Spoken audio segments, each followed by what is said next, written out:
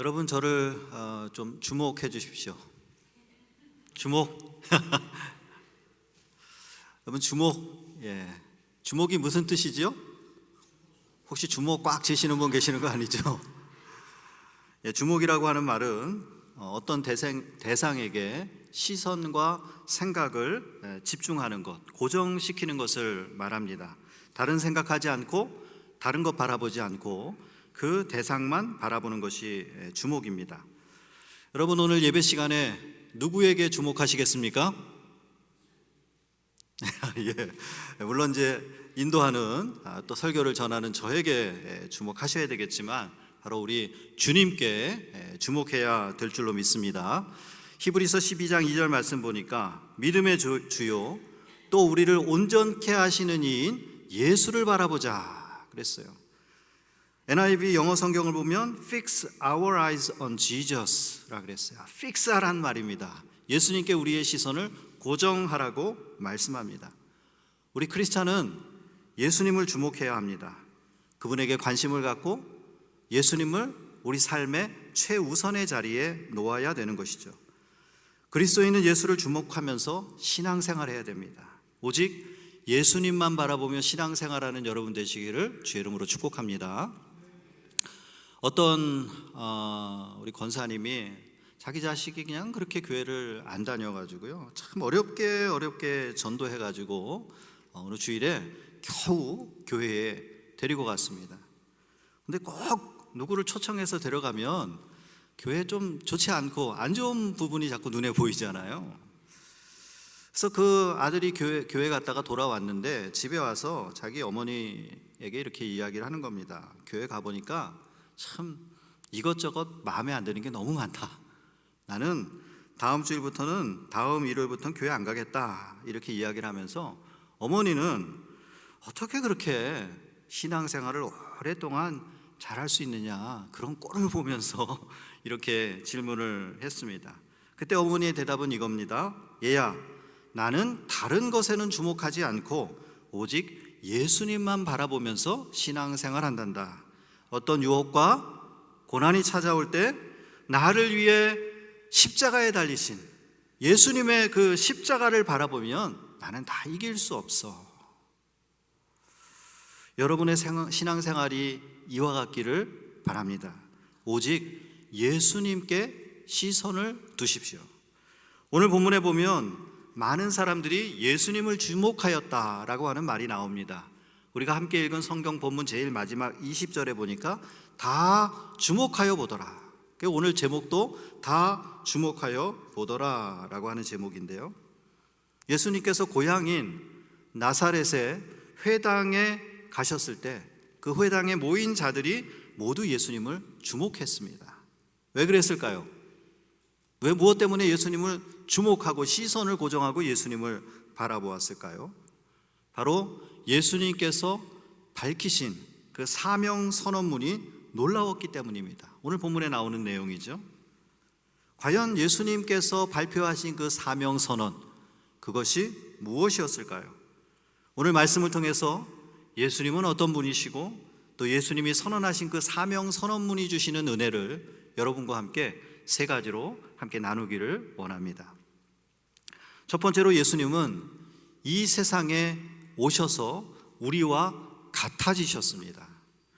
오늘 보면 16절 말씀을 보니까 예수님께서 그 자라나신 곳 나사렛에 이르사 안식일에 늘 하시던 대로 회당에 들어가사. 예수님이 고향 나사렛에 오셔서 안식일에 어디에 들어가셨어요? 회당에 들어가셨어요. 당시 유대인들은요 예루살렘에 성전이 있지만 예루살렘은 거리가 멀잖아요. 갈 수가 없습니다. 정해진 절기에는 찾아가지만 그 외의 안식일에는 회당에 모여서 성경을 읽고 기도하고 찬송하면서 하나님께 예배하였습니다. 그리고 오늘 예수님께서는 늘 하시던 대로 평소와 같이 익숙하게 안식일이 되었을 때 회당에 들어가셨습니다. 예수님의 사명 선언은 어떤 화려한 궁전이 아닌 바로 나사렛의 평범한 회당에서 늘 하시던 대로 하나님 앞에 예배를 드리는 것에서 시작되었다라고 하는 것이죠. 사실 예수님은 회당에 가실 필요가 없는 분이시잖아요. 예배를 드리는 예배자의 입장이 아니라 오히려 예배와 영광을 받기에 합당하신 분 아니십니까? 그런 하나님이신 예수님께서 오늘 늘 하시던 대로 다른 사람들과 함께 예배의 자리로 나아가셨어요. 이것은 바로 예수님의 사명 중 하나가 우리와 같은 인간의 몸을 입고 우리의 인간의 삶 속으로 찾아오시는 것임을 보여줍니다. 우리가 이걸 조금 어려운 단어로 뭐라고 하죠? 성육신, 인카네이션이라고 하는 단어를 사용합니다. 하나님, 거룩하신 하나님이 육신을 입고 이 땅에 오셨다는 것이죠. 빌립보서 2장 6절에서 7절 말씀 보니까 그는 근본 하나님의 본체시나 하나님과 동등됨을 취할 것으로 여기지 아니하시고 오히려 자기를 비워 종의 형체를 가지사 사람들과 똑같이 되셨고 라고 말씀합니다. 하나님이신 예수님께서 우리처럼 아기로 태어나셨고 한 가정의 가족으로서 살아가셨고 또 우리가 아는 대로 목수의 일을 하시며 하루하루를 우리와 같은 모습으로 살아가셨어요. 사랑하는 성도 여러분, 우리의 신앙은 어떤 특별한 기적을 쫓는 데 있는 것이 아니라 일상의 삶에서 하나님 앞에 나아가고 하나님을 더욱 사랑하는 거룩한 삶에서 시작이 되는 것입니다. 어떤 경우 우리가 습관대로 습관적으로, 이 말이 굉장히 부정적인 의미를 갖기는 하지만 사실 어떤 일이 습관이 된다라고 하는 것은 굉장히 좋은 것이죠. 특별히 하나님을 기쁘시게 하는 일이 습관이 되고 일상이 된다는 거, 그 얼마나 좋은 일입니까? 거룩한 습관은 거룩한 삶을 만들어가는 것입니다. 제임스 클리어라고 하는 분이 이런 말을 했습니다. 우리는 습관을 만들지만 습관은 우리를 만든다. 여러분 동의하십니까? 영국의 이 세계적인 사이클링 팀 스카이 팀 스카이라고 하는 팀이 있었습니다. 혹시 여러분 들어보셨는지 모르겠는데요. 영국의 그 사이클링 팀이 한 100여 년의 역사를 가지고 있는데 2010년까지 올림픽에서 금메달을 거의 못 탔다는 거예요. 겨우 금메달 1개 정도 100여 년 동안 그밖에 성과가 없었습니다. 그런데 데이브 브레일스퍼드라고 하는 감독이 팀을 맡게 되고 그가 1%의 사소한 것을 개선하는 일에 집중했습니다. 대단한 거 바꾸는 게 아니고요, 작은 습관을 조금씩 바꿨는데 그게 놀라운 결과로 이어지는 거예요. 선수들이 이 자전거에 앉는 자세를 바꾸고요, 그리고 손 씻는 법을 개선하고 밤에 잠을 잘 때 편안하게 잘 수 있도록 하기 위해서 베개를 바꿔주고, 하여튼 대단한 어떤 그 훈련법을 바꾼 것이 아니라 일상의 아주 작은 습관들을 바꾸는 일을 하고, 그리고 그것이 습관이 될 수 있도록 매일 반복했다는 거예요. 그 결과 5년 뒤에 베이징 올림픽에서 영국팀은 사이클 부문 금메달의 절반 이상 60%를 휩쓰는 성과를 낳게 되었다는 것입니다. 그리고 이후에 수년 동안 세계적인 대회에서 계속 영국팀이 우승을 했답니다. 어떻게 해요? 작은 것, 그것이 습관을 바꾸고 그 작은 것이지만 그것이 큰 결과로 이어지는 것을 보게 됩니다. 여러분, 이것은 운동뿐만 아니라 우리가 일상생활에도 적용할 수가 있을 것 같아요. 공부나 직장생활에도 마찬가지죠. 하루에 책을 한 10페이지씩만 읽고, 또 매일 우리 그냥 미국 살지만 영어 맨날 공부해야 되니까 영어 단어 10개씩 암기하고, 또 매일 10분씩 운동하고, 업무 시간을 하루 5분씩 더 효율적으로 사용하는 것. 이거 별거 아닌 것 같지만 이 하루하루의 변화가 작아 보여도 몇 달이나 몇 년이 지나면 굉장히 큰 결과로 바뀌어진다라고 하는 것이죠. 사랑하는 성도 여러분, 우리 신앙생활의 거룩한 습관도 마찬가지입니다. 우리가 주일에 참 매주일마다 나오는 것 같아서 반복되는 것 같지만 이것이 주일에 하나님 앞에 드리는 이 예배가 습관이 되고, 또 하루하루의 삶 가운데서 월요일부터 토요일까지 우리 삶 가운데 날마다 말씀을 묵상하고 기도하고 찬양하는 이 거룩한 습관이 별것 아닌 것 같아도 그것이 쌓여서 우리 영혼의 근육을 건강하게 만들고 튼튼하게 만든다라고 하는 거예요.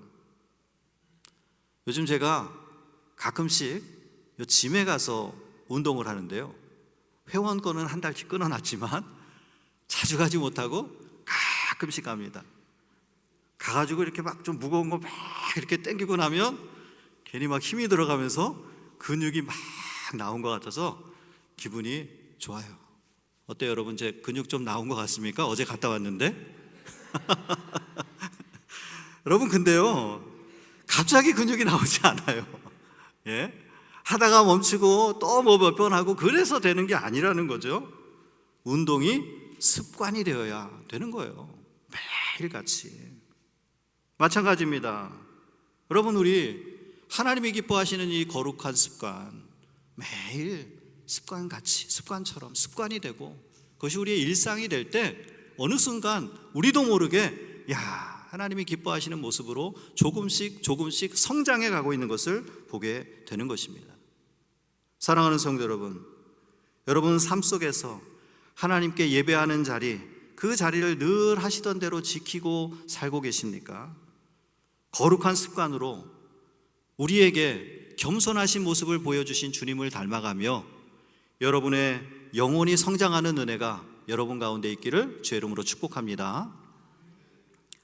두 번째로, 예수님은 성령의 능력으로 사명을 선언하십니다. 오늘 보면 16절 하반절을 보면 예수님께서 회당에 들어가서 성경을 읽으려고 서심해 선지자 이사야의 글을 들이거늘 책을 펴서 이렇게 기록된 데를 찾으시니. 당시 회당에서는요, 성경을 맡은 사람이 있었습니다. 우리처럼 이렇게 다 각자 성경이 있는 시대가 아니잖아요. 누군가 성경을 기록을 해서 회당에 보관을 해두는 거예요. 두루마리에 이렇게 써가지고요, 많은 두루마리들이 있습니다. 그리고 성경을 맡은 사람이 그날 읽은 부분을 준비했다가 참석자 가운데 읽을 사람에게 그것을 읽게 하는 것입니다.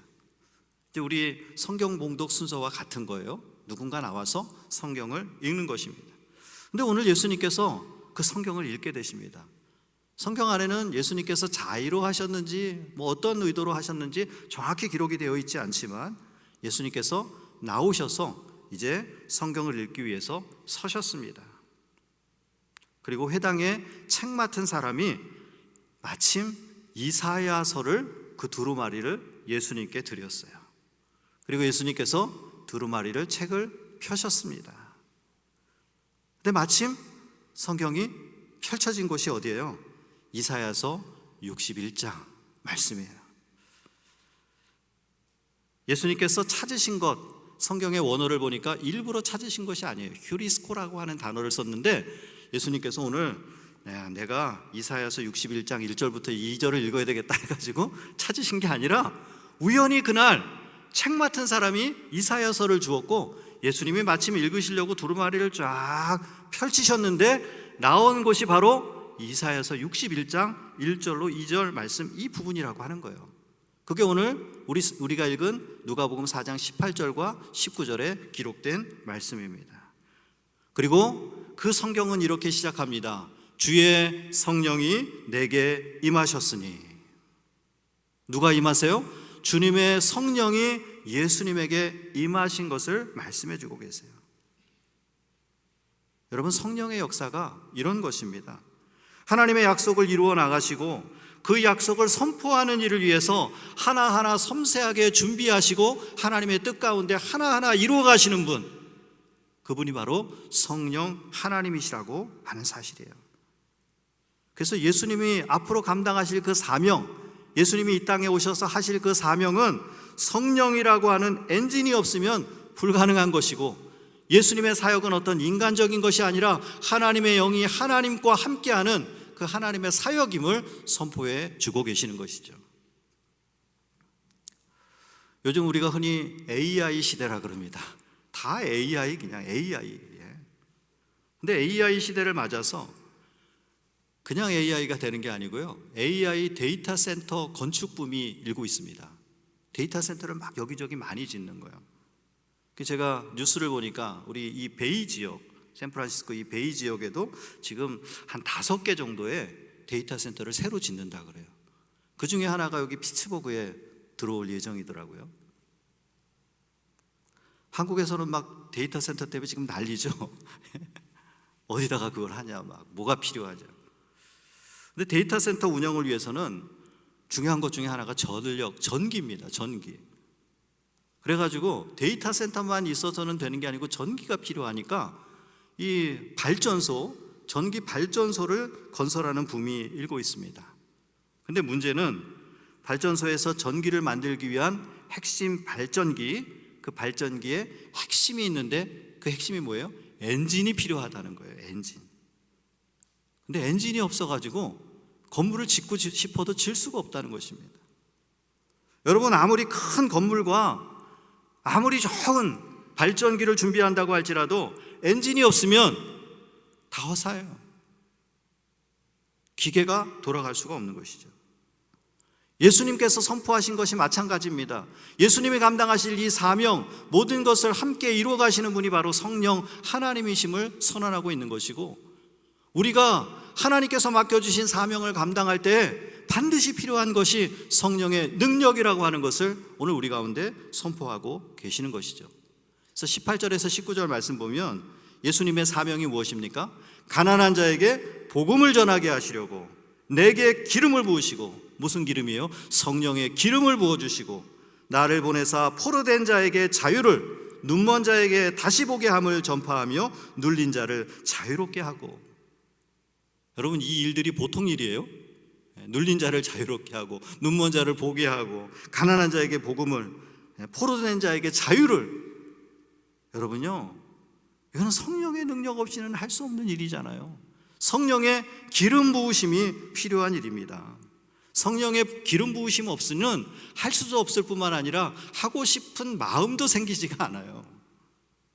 오직 성령의 능력으로만 가능한 일이죠. 그래서 예수님께서 말씀하셨잖아요. 오직 성령이 너희에게 임하시면 너희가 권능을 받고. 성령이 아니고서는 우리가 주님의 일을 할 수가 없는 거예요. 오늘 예수님께서 선언하신 가난한 자, 포로된 자, 눈먼 자, 눌린 자를 살리는 그 일, 그 무력한 자들을 살리는 힘은 인간적인 결단이 아니라 오직 성령의 권능으로부터 나오는 것이죠. 예수님이 힘이 없으셔서가 아니라 예수님 권능을 가지고 계시지만 이 땅에서 성령과 함께 동역하심으로 우리가 어떻게 하나님의 사명을 감당해야 되는지를 모델로 우리에게 보여주고 계시는 것이죠. 사랑하는 성도 여러분, 우리도 세상 살아갈 때 참 내 힘과 내 경험을 의지할 때가 참 많습니다. 그러나 우리가 주님의 일을 하고요, 세상에서 빛의 역할을 감당하는 이 힘은 오직 성령의 능력으로부터 오는 줄로 믿습니다. 이것이 오늘을 사는 크리스찬에게 성령의 기름 부으심이 필요한 이유예요. 우리는 기도해야 됩니다. 성령님, 나에게 기름 부어주셔서 오늘 하나님께서 나에게 맡기신 그리스도인의 사명을 잘 감당케 하여 주옵소서. 하나님, 우리 교회를 축복하셔서 사람의 능력과 경험과 힘이 아니라 성령의 능력으로 사명 감당하는 교회 되게 하여 주옵소서. 이렇게 우리가 기도해야 되는 것이죠. 19세기 말에 위대한 전도자로 불렸던 D.L. 무디의 일화를 여러분 아십니까? 무디 하면 굉장히 유명한 설교자였는데요, 사실 그는 초등학교도 제대로 못 나온 세상적인 학문에는 문외한인 그런 연약한 사람이었습니다. 그래서 그가 설교할 때 스펠링 단어 영어 단어의 스펠도 틀리고요, 문법적으로도 틀리는 게 너무 많았다는 거예요. 하지만 그는 설교 전에 오직 성령의 능력을 구하며 간절히 하나님 앞에 기도했어요. 그가 기도한 후에 하나님께서 맡겨주신 사명을 감당할 때 어떤 일이 일어납니까? 그가 설교할 때마다 수천 명의 사람이 그 자리에서 통곡하며 헌신을 결단하는 거예요. 사도행전 2장에 보니까 사도 베드로도 마찬가지 아닙니까? 그는 어부입니다. 사실 세상적인 지식으로, 학식으로 본다면 아주 가방끈이 짧은 사람이에요. 하지만 그가 성령의 능력으로 많은 사람 앞에서 설교할 때에 수천 명이 주님께 돌아오는 역사가 일어난 줄로 믿습니다. 그래서 성령의 임재를 구하는 것은 사명자에게 필수예요. 이 고백이 참 무능해 보이고 연약한 것 같아도요, 사실 가장 약해질 때 가장 우리의 강함 되시는 그 하나님의 능력이 드러나는 것 아니겠습니까? 내 지식, 내 경험, 내 열심이라고 하는 내 힘을 의지할 때 우리는 쉽게 지칩니다. 그러나 성령의 기름 부으심을 구하는 사람은 수많은 영혼이 주님께로 돌아오는 거룩한 사명자로 쓰임받는 그런 놀라운 은혜가 임하는 줄로 믿습니다. 사랑하는 여러분, 존귀하신 예수님 역시 성령의 능력을 선언하시고 놀라운 일들을 행하셨어요. 근데 우리는 자꾸 내 힘으로 하려고 하니까 힘이 든 거예요. 내 힘으로 자녀를 키우려고 하니까 자녀들이 우리 마음 같습니까? 마음대로 안 되니까 화가 나고, 내 힘으로 직장 생활 하려고 하니까, 내 힘으로 사업하려고 하니까 낙심이 되는 것입니다. 내 힘으로 봉사하려고 하니까 짜증이 나는 거예요. 저도 참 이 설교라고 하는 이 일이 여러분 보실 때 어떨지 모르지만 굉장히 힘듭니다. 전도사 시절부터 20년 넘게 참 설교할 수 있는 기회들을 가지고 있는데요, 설교할 때마다 아유, 이거 정말 어떻게 또 해야 되는 것입니까? 하는 마음이 들 때가 너무 많아요. 하나님께 맡깁니다. 하나님, 오늘 저는 여기까지 준비했습니다. 나머지는 하나님께서 해결해 주세요. 제 입을 통해서 나오는 말들은 어눌한 것이고 아무것도 아닐지 몰라도 성령께서 말씀을 듣는 자들의 마음밭을 갈아엎어 주시고 성령께서 만지시고 하나님의 음성으로 귀를 열어주실 줄로 믿습니다. 이게 답이더라고요. 그러면 마음이 어때요? 홀가분해져요. 하나님께 맡기니까, 하나님의 능력을 의지하니까 나는 작지만 하나님께서 사용하시는 것입니다. 오늘 이 시간 우리의 무력함을 인정하고 성령의 기름 부으심을 구하십시오. 여러분의 가장 약한 부분이 성령께서 일하시는 가장 큰 통로가 될 줄로 믿습니다. 마지막 세 번째, 예수님으로부터 은혜의 해가 시작됩니다. 오늘 우리가 읽은 19절 말씀, 주의 은혜의 해를 전파하게 하려 하심이라. 예수님 사명 선언문의 결론이에요. 주님의 은혜의 해를 전파하게 하기 위해서 예수님께서 이 땅에 오셨다는 것입니다. 여기 은혜의 해는 희년이라고 하는 것입니다. 레위기 25장에 보면 은혜의 해, 희년에 관한 설명이 자세하게 나옵니다. 모든 것이 리셋되어지고 회복되어지는 그 때를 이야기하는 것이죠. 희년이 되면 네 가지 기쁜 일이 있습니다. 은혜의 해는 네 가지 기쁜 일이 있어요. 빚으로부터의 탕감이요, 그동안 아무리 빚을 많이 졌어도 다 없어져요. 노예로부터의 해방입니다. 그리고 땅의 쉼과 회복이 있습니다. 그런데 이 은혜의 희년을 맞게 되는 것은 무엇을 잘해서 어떤 조건이 이루어졌기 때문에 희년이 찾아오는 게 아니에요. 하나님께서 정하셨어요. 때가 되면, 그때가 되면 무조건 은혜의 희년이 시작되는 거예요. 빚을 탕감받고 종이 자유케 되고 땅이 쉼을 얻고 새롭게 시작되는 회복을 얻게 되는 것입니다. 그래서 은혜예요. 오늘 예수님께서 이사야서 61장 이 부분을 다 읽으신 후에 책을 덮으셨습니다. 그리고 21절, 오늘 우리가 읽지 않았는데 예수님께서 이렇게 선언하십니다. 이 글이 오늘 너희 귀에 응하였다.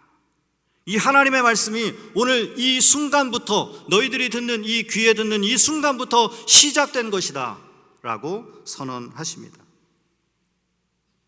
은혜는 더 이상 먼 미래가 아니라 우리 예수님을 통해서, 우리 예수님으로부터 시작되는 것을 선언하고 계시는 것입니다. 예수님의 사명은요, 멀리 있는 구원, 언젠가 나에게 찾아올 그 구원을 기대하게 만드는 것이 아니라 지금 하나님의 은혜가 우리 가운데 지금 이 시간 여기에서 시작되는 것임을 우리에게 말씀해 주고 계시는 거예요. 사랑하는 성도 여러분, 복음은 과거의 유물이나 논리적인 교리가 아닙니다. 지금 이 시간 여러분의 삶에 묶인 문제들, 마음의 상처, 죄의 굴레가 예수 그리스도의 이름으로 해결되는 그 은혜가 여러분 가운데 있기를 주의 이름으로 축복합니다. 은혜가 무엇입니까? 대가를 지불하고 받는 것이 아니에요. 아무 자격 없고 공로가 없는데 받는 것이 은혜입니다. 예수님이 우리를 위해서 행하신 일들은 우리의 자격 없고 우리가 한 것이 없어요. 아무 공로 없이 그저 받은 것입니다.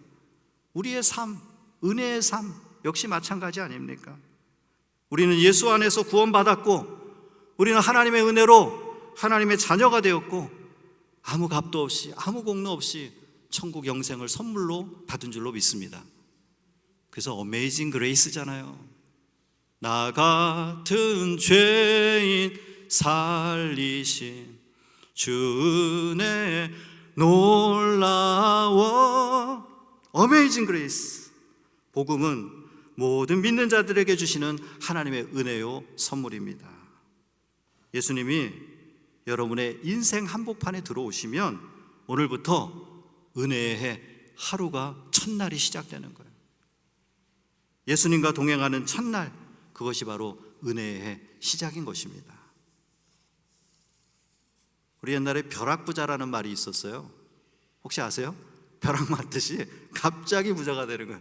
그냥 저 버려진 땅 가지고 있었는데 그거 어디다 쓰나 했는데 갑자기 개발이 되면서 그냥 부자가 되는 거예요. 복음은 마치 벼락같이 우리에게 은혜를 가져다 줍니다. 복음은 벼락 은혜예요. 예수님을 통해서 우리가 은혜의 바다에 갑자기 풍덩 빠지게 되는 거예요.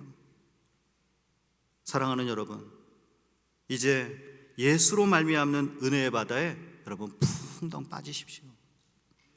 그리고 삶 가운데서 어메이징 그레이스, 우리 예수님과 동행하는 은혜의 하루 첫 시간이 출발되어지기를 주의 이름으로 축복합니다. 이제 말씀을 마치려고 합니다. 예수님의 말씀을 다 듣고 그 자리에 있던 고향 사람들이 깜짝 놀랐어요. 그리고 모두 다 예수를 주목하여 보았습니다. 오늘 우리가 예수님을 다시 한번 주목하는 시간이 되기를 원합니다. 예수님은 우리에게 자유와 회복을 주시기 위해서 이 땅에 오셨습니다. 그리고 그분은 우리를 위해 낮아지셨고 성령의 능력으로 우리를 도우시고 지금 이 순간에도 여러분의 인생에 은혜의 해를 선포해 주고 계십니다. 여러분의 가정과 일터에 주님이 주시는 진정한 희년의 기쁨이 충만한 그런 한 주가 되시고 그런 삶이 되시기를 주의 이름으로 축복합니다.